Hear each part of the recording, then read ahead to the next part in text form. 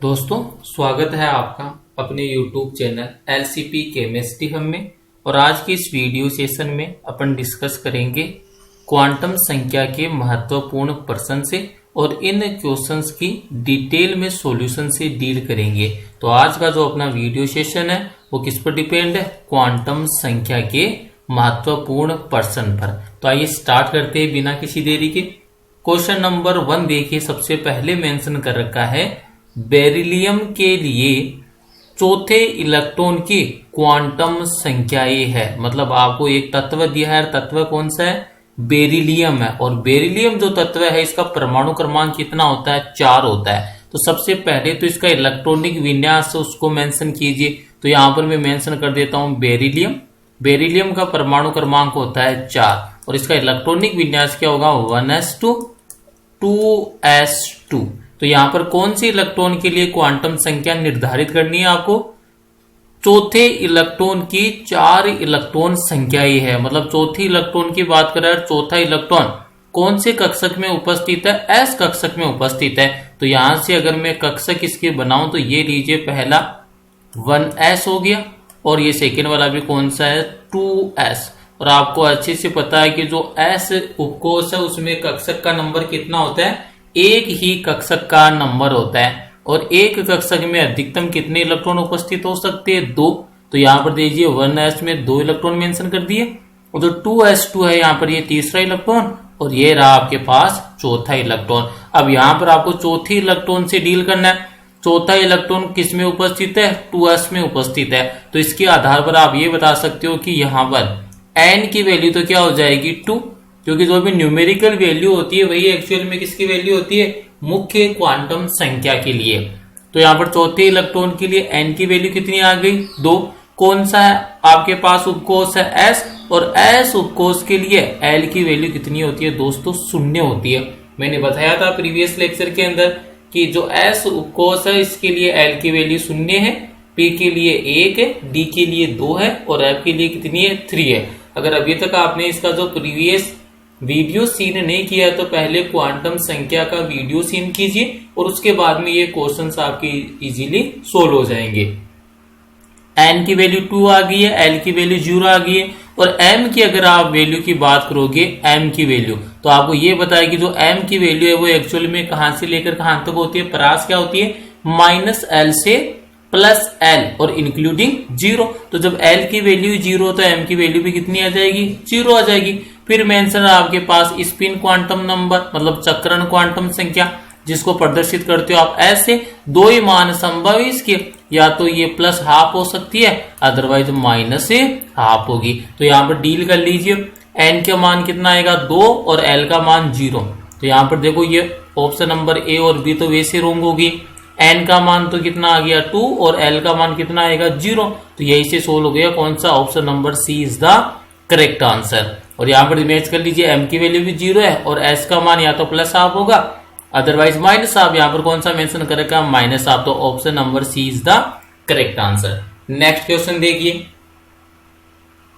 Next वाले question में क्या पूछा है? क्वांटम संख्या इलेक्ट्रॉन की स्थिति तथा ऊर्जा को बताती है। मतलब आपको ऐसी क्वांटम संख्या कौन सी है जो इलेक्ट्रॉन की स्थिति को तथा ऊर्जा को बताती है? आपको मैंने प्रीवियस लेक्चर के अंदर ही फॉर्मूले मेंशन करवाए थे और उन फॉर्मूलों में जो इलेक्ट्रॉन की स्थिति और ऊर्जा से संबंधित कौन सी क्वांटम संख्या होती थी? n का मतलब क्या होता था? मुख्य क्वांटम संख्या। तो मुख्य क्वांटम संख्या n है, द्विगुणित क्वांटम संख्या l, चक्रण क्वांटम संख्या जिसको स्मॉल s और चुंबकीय क्वांटम संख्या को स्मॉल m से प्रदर्शित करते हो।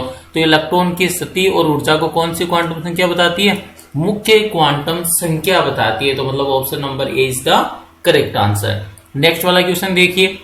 कक्षक की आकृति को किस क्वांटम संख्या द्वारा दर्शाते हैं? तो दोस्तों हमेशा ध्यान रखेंगे आप, मुख्य क्वांटम संख्या मतलब n के द्वारा तो आप आकार और ऊर्जा को प्रदर्शित करते हो और जो द्विगुणित क्वांटम संख्या है इसके द्वारा उपकोष की आकृति को प्रदर्शित करते हो और जो आपके पास चुंबकीय क्वांटम संख्या है इसके द्वारा आप कक्षक का अभिविन्यास का निर्धारण करते हो और जो चक्रण क्वांटम संख्या इसके द्वारा इलेक्ट्रॉन के चक्रण को निर्धारित करते हो।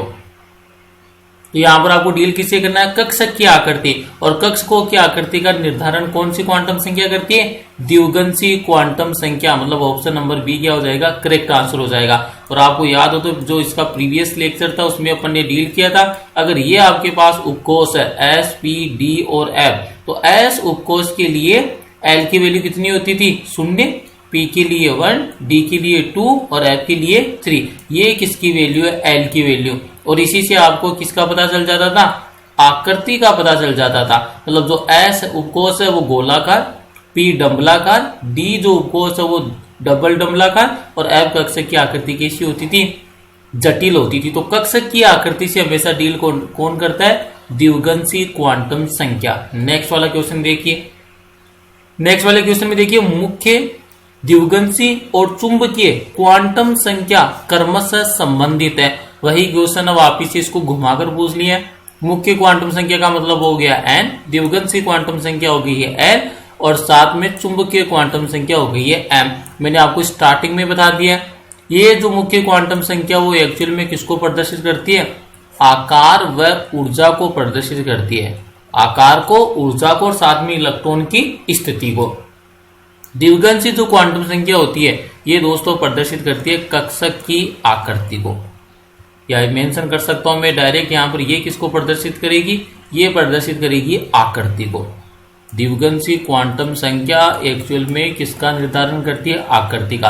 अगर एस उपकोष है तो कौन सा आकृति हो जाएगा, गोलाकार, पी उपकोष है तो कौन सा हो जाएगा, डंबलाकार, डी उपकोष है तो कौन सा हो जाएगा, डबल डंबलाकार और एफ उपकोष है तो कौन सा हो जाएगा, जटिल हो जाएगा। और जो चुंबकीय क्वांटम संख्या ये एक्चुअल में किसको प्रदर्शित करती है, कक्षक के अभिविन्यास को प्रदर्शित करती है।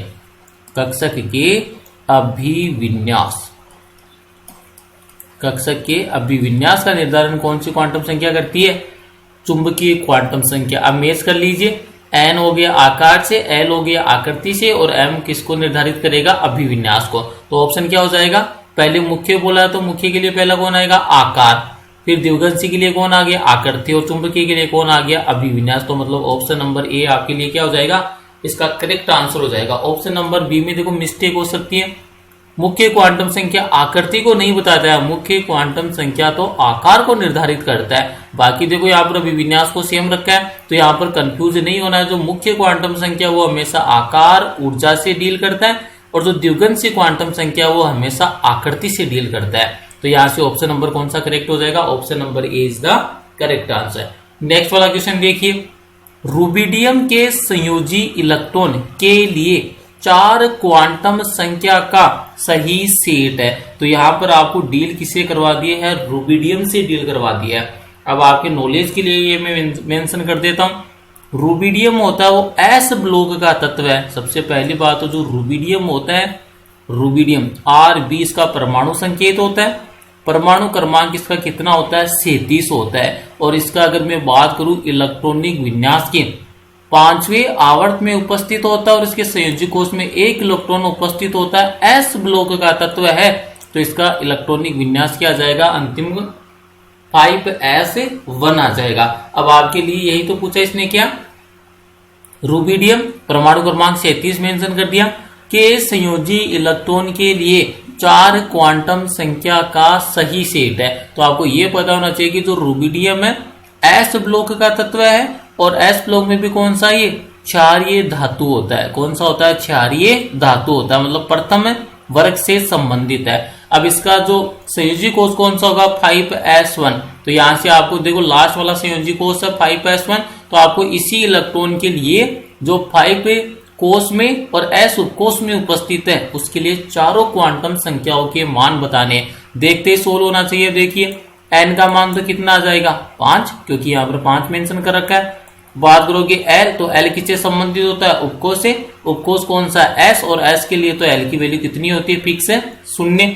फिर बात आती है m, तो m क्या होता है, चुंबकीय क्वांटम संख्या। इसका मान कहां से लेकर कहां तक होता है, -l से लेकर +l तक होता है। जब l ही 0 है तो m की वैल्यू भी कितनी आ जाएगी दोस्तों, 0 आ जाएगी। लास्ट कौन सा रहा आपके पास, चक्रण क्वांटम संख्या। और चक्रण क्वांटम संख्या के 2 ही मान संभव है, या तो प्लस आप होगा अदरवाइज माइनस आप होगा। तो मैच कर लीजिए अब यहां से।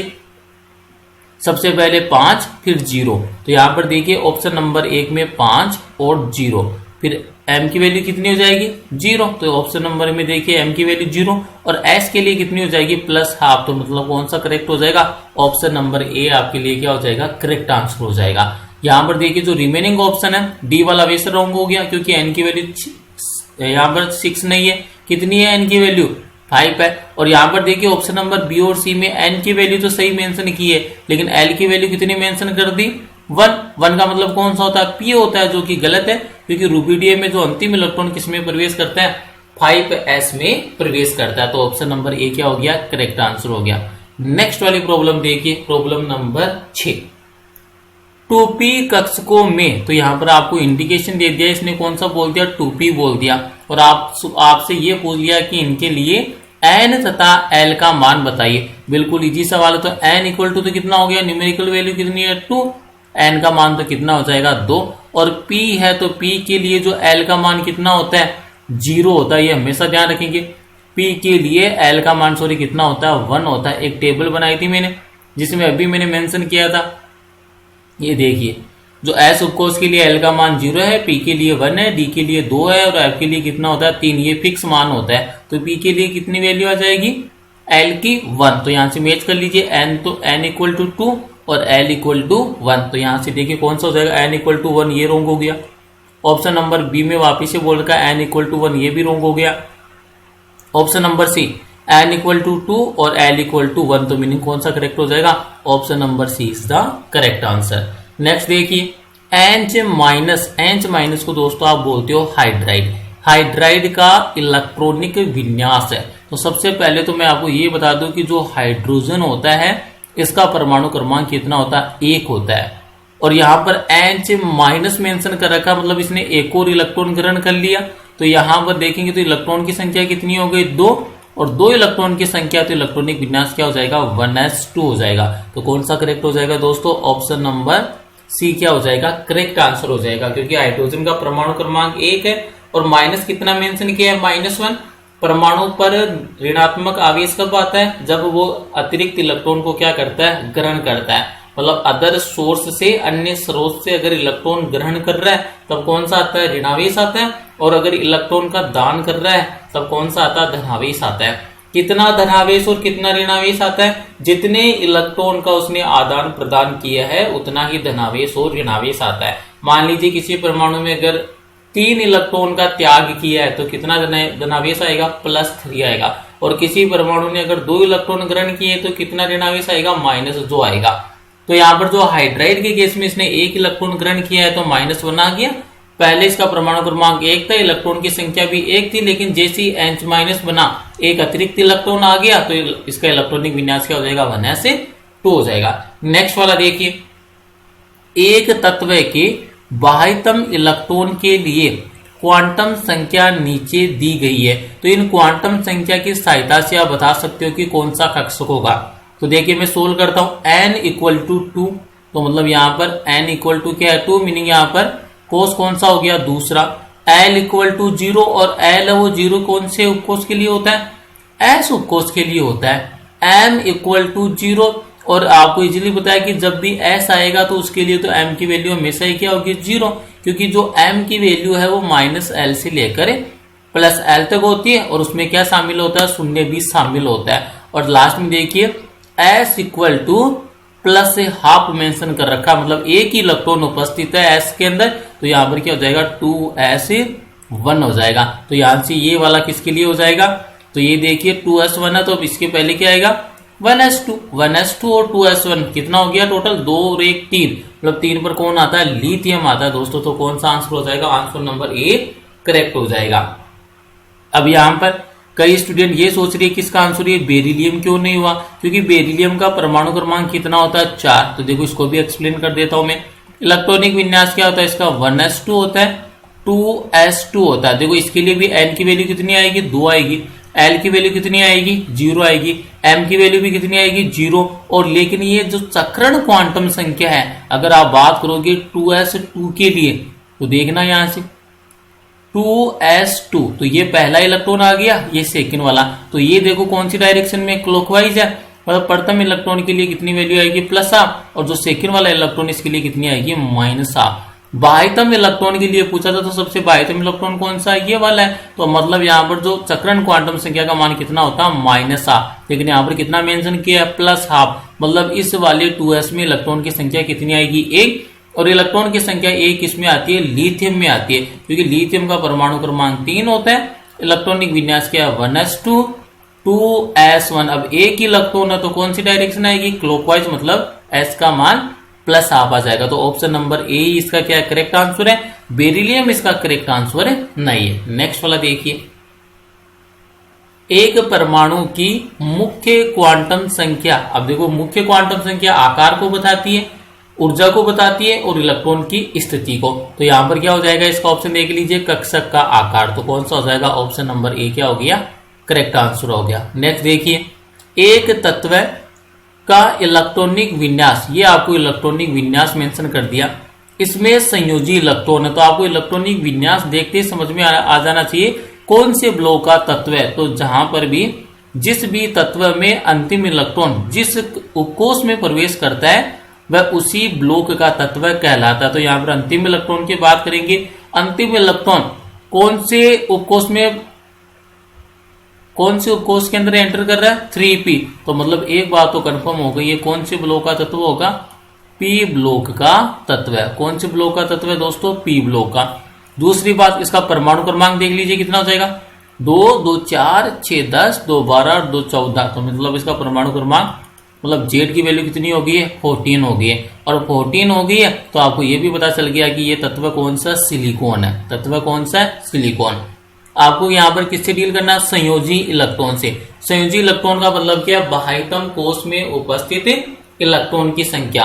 और अगर यहाँ पर आप डील करोगे इस वाले इलेक्ट्रॉनिक विन्यास में तो बाह्यतम जो कोष कौन सा इसके लिए 3 वाला है। 3 वाले में 3s भी और 3p भी है, और 3s और 3p में देख लीजिए कितने इलेक्ट्रॉन है, s में 2 इलेक्ट्रॉन और p में 2 इलेक्ट्रॉन। 2 + 2 कितना हो गया 4। तो मतलब संयोजी इलेक्ट्रॉन की संख्या कितनी है दोस्तों 4 है। इसका मतलब कौन सा आंसर करेक्ट होगा, ऑप्शन नंबर डी क्या होगा इसके लिए करेक्ट आंसर होगा। नेक्स्ट देखिए, चुंबकीय क्वांटम संख्या बताती है। चुंबकीय क्वांटम संख्या का मतलब क्या हो गया m, और मैंने आपको स्टार्टिंग में मेंशन कर दिया था कि जो चुंबकीय क्वांटम संख्या m है वो क्या बताती है अभिविन्यास, और किसका अभिविन्यास बताती है कक्षकों का। तो यहां पर देखिए कौन सा हो जाएगा चुंबकीय क्वांटम संख्या के लिए कक्षकों की आकृति, ये तो गलत हो गया। आकार को बताती है आपके मुख्य क्वांटम संख्या, आकृति को बताती है द्विगंशी क्वांटम संख्या। कक्षकों का आकार ये गलत हो गया, ये मुख्य क्वांटम संख्या बताती है। कक्षकों की दिशा, कक्षकों की दिशा बोल दीजिए या कक्षकों का अभिविन्यास एक ही बात है। तो ऑप्शन नंबर कौन सा करेक्ट हो जाएगा, ऑप्शन नंबर सी क्या हो जाएगा करेक्ट आंसर है। चुंबकीय क्वांटम संख्या कक्षकों की दिशा अन्यथा कक्षकों के अभिविन्यास का निर्धारण करती है। नेक्स्ट क्वेश्चन देखिए दोस्तों, असत्य सुमेलित है। अब इस प्रकार के क्वेश्चन को सोल्व करने के लिए आपको मैं डायरेक्ट हिंट बताता हूं, यहां से ऑप्शन को देखते ही आपके पास क्या आ जाएगा उसका आंसर आ जाएगा। तो असत्य सुमेलित करना आपको तो हमेशा मैंने आपको सिखाया प्रीवियस वीडियो के अंदर भी क्या कि कभी भी n और l का मान है वो एक समान नहीं हो सकता। n और l का मान कभी भी एक समान नहीं हो सकता। और ये भी ध्यान रखना n की वैल्यू हमेशा किससे ज्यादा होती है l से ज्यादा होती है। तो ये 2 पॉइंट, तो पहला पॉइंट तो ये हो गया कि n और l मतलब मुख्य क्वांटम संख्या और द्विगंशी क्वांटम संख्या का मान कभी बराबर नहीं हो सकता।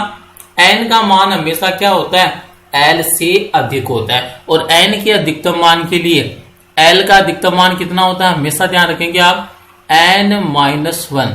ये एक्चुअल में क्या होता है l का अधिकतम मान होता है। अब सोल्व हो जाएगा इन्हीं 2 हिंट से। तो सबसे पहले तो इसको चेक कीजिए कि कहीं ऐसा ऑप्शन तो नहीं दे रखा है आपको जिसमें n और l का मान एक समान। अगर n और l का मान एक समान दे दिया तो क्या हो जाएगा गलत हो जाएगा। और ऐसा भी ऑप्शन चेक कर लीजिए जिसमें l का मान किससे अधिक दे दिया n से अधिक दे दिया, वो भी क्या हो जाएगा गलत हो जाएगा। तो यहाँ पर देखिए n का मान 3 और l का मान क्या है 2, तो ये तो सही बन रहा है अभी तक n l के रेस्पेक्ट में।